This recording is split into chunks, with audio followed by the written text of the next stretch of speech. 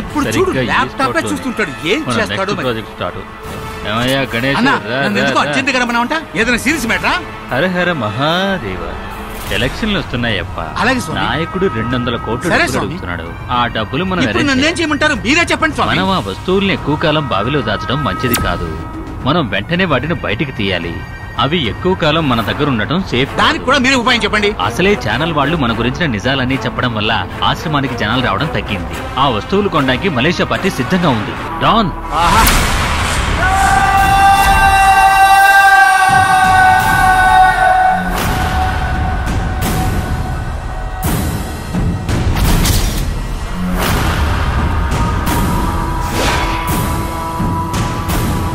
నేను చెప్పేది జాగ్రత్తగా వినండి. మన దగ్గర ఉన్న వస్తువులన్నీ ఈయనకు అప్పచెప్పండి. ఈయన జాగ్రత్తగా తీసుకెళ్తాడు.